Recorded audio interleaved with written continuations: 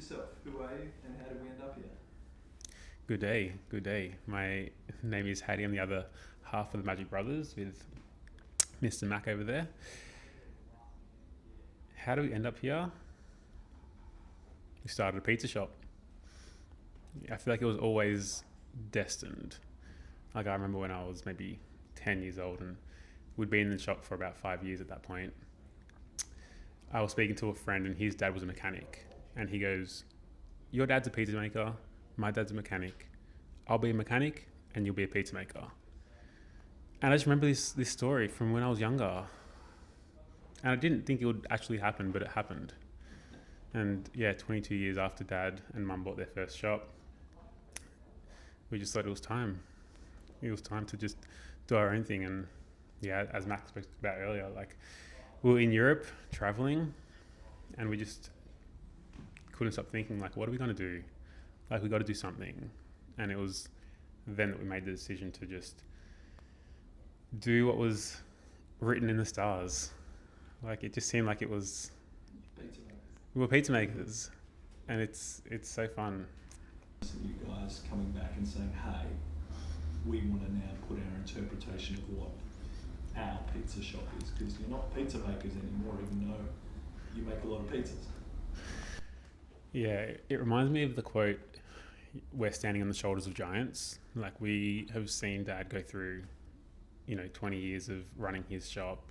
We obviously did, as you mentioned earlier, our apprenticeship under dad for 12 years, myself, and maybe 8 years with Mac prior to running our shop. So we saw all the good and we saw all the areas that we thought could be improved. Being in marketing, that was a massive opportunity for us to be like, we can do some pretty cool things in the industry here. And I was also sick of seeing just sad pizzas everywhere. Like sad pizzas, like you go to a big chain and you get like a half loved pizza that's just thrown a bit, the toppings just been thrown on it and they call it a pizza. And so I think our intention was to build something bigger than just like the single shop that we went in to just run ourselves. Like we just thought we had a bigger vision for what we could do in the industry and how we could kind of come in and take over a smaller market without having these grand ideas that we could have 50 or 100 shops. Like that was never in the plan. As Mac mentioned, it was probably 3 to 5 shops was the vision, and just do it and have fun and build something that we can be proud of and something that we can create a bit of a legacy around, I guess. How do you guys approach product in what you're building? I think I give a lot of credit to what Mac has been able to do in our product and in the way it is extremely consistent. I think for the first 6 months, he spent every day testing our dough, testing the formula, this magical formula that dad has had for his entire 20 years. And we liken it to the SpongeBob and the Krabby Patty formula. It's like this secret thing that only he knows. And then Mac's come in and we've obviously learnt it, and Mac's been tweaking it over a certain period of time. And then we got to a point where we just thought this is a really high quality product. Like we are really, really happy with this, and the feedback from customers was incredible. So how do we just do this over and over and over again and ensure that every single person who's making part of the product understands that this is the way it's done. These are the ranges of the ingredients. This is how we make it. You make it with love. Like when I was training on the bar, and my thing in the shop is I love making pizzas. Like I love being on the bar in the Friday night when it's pumping. Like it's the best fun. It's like when time stands still, it doesn't exist. But I remember when I'm training people on the bar, it's like, this is like your Picasso, right? This is your portrait. You're making it an artwork here. And so you can't have like this patch of ham on one corner and a patch of cheese on one side and just have it uneven. So yeah, you kind of make a bit of art with your pizza. Do you think they're the 1%ers that are making a difference at the moment at this stage of your business growth? the thing that we always come back to is consistency. And when you go to a local store or a local chain, if you get a product one week and you get a different product the next week, you might question, oh, it was a bad week. And if you get a similar average product the week after, you probably don't go back. You don't get a lot of chances these days in business. And I think there are so many options out there. So we just want to give like the best experience possible for the customer day one, the moment they come in. That's how we serve them, the food we provide for them, that taste that they feel and that way that they feel after they eat a pizza. And so we just wanted to ensure that those little 1%ers of, how you greet someone, how when they walk in, how you say thank you. If we make a mistake, and we rarely do, but if we do, how do we make sure we overcorrect and we do something that goes above and beyond that leaves them walking out thinking like, what an amazing experience. That's all part of the training. That's all part of what Mac and I have created. And a lot of the in-store stuff is all Mac, and I would definitely recognize that. So, I think when it comes down to like speaking in the product specifically, like those 1%ers, in like every single time you come and get a pizza from Magic Brothers Pizzeria, it's going to be the same way every single time. So if you're putting on a catering event for 45 people or 100 people, you're going to order from Magic Brothers because it's going to be incredible every single time, and everyone's going to be like, where's this pizza from? You were the hero of the party. What's been the biggest challenge with marketing this type of business for you initially?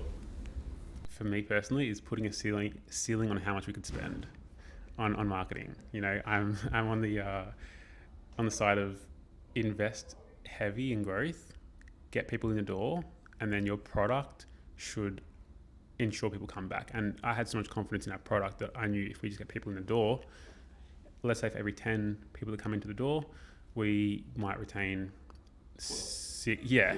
Well, you're right. Like, they'll tell 2 people, if not more. So sorry to jump in. No, you're right. We have that much confidence, and we've seen that. And so I'm very aggressive from a marketing point of view, and we have been from the start. Like, we started running ads pretty much from the first week. We were posting 6 days a week on social, posting on stories every single day, multiple times a day. We were doing some pretty crazy campaigns. We gave away 1,000 free pizzas, in our first year of business. It's like $18,000 worth of free pizza we gave away, and that's from a small business. Like, we were basically profit negative for those 2 months. Such an obvious profit negative. Yeah. I'm stealing. We were profit negative. I love it. You just optimistic you and so we're still investing quite heavily in marketing, and I think that's one of the challenges is, we spoke about earlier, our finances. So while we're investing a lot of money into marketing and our growth and ensuring that we're building, we're going through a rebrand right now. It's obviously costing a lot of money as well, but it's all things that will, I believe, allow us to grow faster, spend more time getting feedback from customers, and eventually you get to a point where you have a good enough brand that you can then start tapering off your ad spend or the marketing efforts, and still being community focused, community driven. But I think it's one of the most important, probably overlooked parts of business. Is cool, like, we've got a good product, but how do we get it out there? What skills do you think are most important then at the moment that you've needed to bring to the business, or that entrepreneurs need to bring to their businesses? I think marketing, you have to know how to market your business. Finance, you have to know the numbers and have an understanding of how to be profitable. A lot of businesses I speak to these days still don't really understand their margins and how much money they need to make to break even or to make a profit. You have to understand the importance of your product and how your product is perceived, and you create a product to suit a market. You don't create a product that suits you. Maybe something that we kind of overlooked in the start from a menu creation point of view. We created a menu that we wanted, and so now we're going through a menu rebrand. So that's probably product market fit. Product market fit. Much more in tune now with, right, we've done what we thought and the customers have given us this feedback, now we've got to respond, which is normal, right? You want. Exactly, yeah, exactly. So marketing, finance, product, and leadership is a massive one. And leadership and communication, I think, go hand in hand. But if you can't lead people and if you can't command a vision and communicate that vision to your people, how do you expect people to rock up and have energy to come to work? Like, there are so many people that like work soulless jobs, soul-sucking jobs. They go to work and they hate what they do, and that's heartbreaking because we're not alive for a long time. I don't want to get too philosophical, but like, we're not alive for a long time, so just fucking enjoy what you do. Enjoy what you're doing, and if you don't enjoy it, make a change. Like, we are blessed to live in a world where you've got all the opportunity to do what you want. Find something different. How do you balance intuition and data? Because we spoke to Mac about it, and he's a gut feel guy, which is really important for a business, and visionary leadership. You're the other half of the coin, but equally, I would say your gut feeling is right on too, but you do like looking at data. Tell us about your approach to that, because I think you guys are modern entrepreneurs that have this balance right at the moment. I was thinking about this last night, about how I feel like Mac is the emotion and I'm the logic. And yin and yang, yeah, and we work really well together in that sense. And so from a data-driven point of view, I think I've always worked with data. I've always been, like, being in a marketing field, it's always about numbers. How much money are we making in, and how much are we investing to then get like what return and whatnot. The numbers are really hard though to understand, because you can spend $1,000 this month and have an average month, but then you can lower your budget next month and then have a great month. And it's like, has it transformed from this month into next month and whatnot? So we're still refining our ability to make data-driven decisions, something we're working with you guys heavily on. And so especially going from where we hope to go from shop 1, shop 2, shop 3, those numbers are going to be incredibly important to get right, so that we can ensure that we are being profitable and able to finance accordingly without over budgeting or over forecasting. It's interesting, you spoke about before the consistency in delivering your product, the pizzas, they're extraordinary.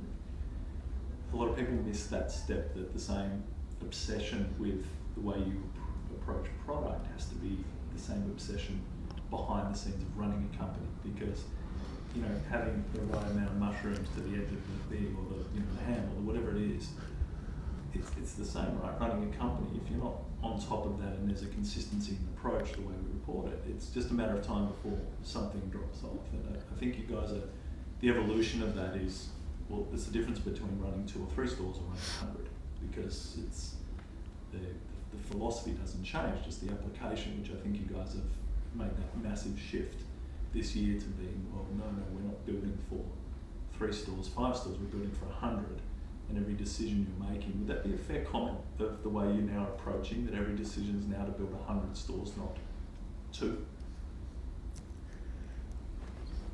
Probably not, to be honest. Like, I think we still get caught in the weeds of, well, this is one shop and we're doing things for this shop now.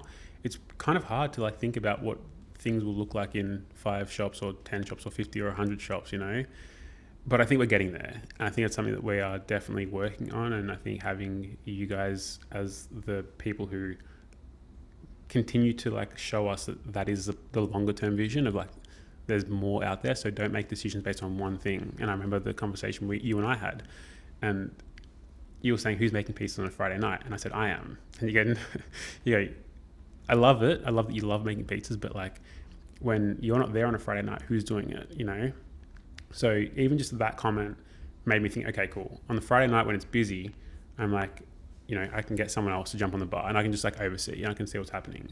And we've got an incredible team that run the show right now. And shout out to the team who are in there, because, I basically don't really work anymore in the shop, So it's cool to see that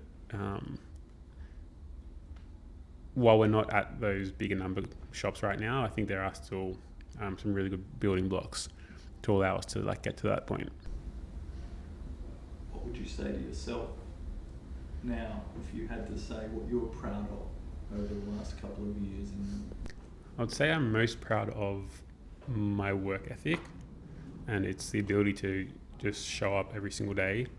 And I guess people who work for us in the shop probably don't see me that often, but there is a lot of work that's happening behind the scenes, and I'm really proud of the way that I show up every single day to both my businesses and the way that I show up to the people around me. Thanks for being on, Hady. Thank you for having me. Amazing, boys. Woo! Thank you. Brilliant start. That's a wrap. You're going to be superstars on this. Oh, fun.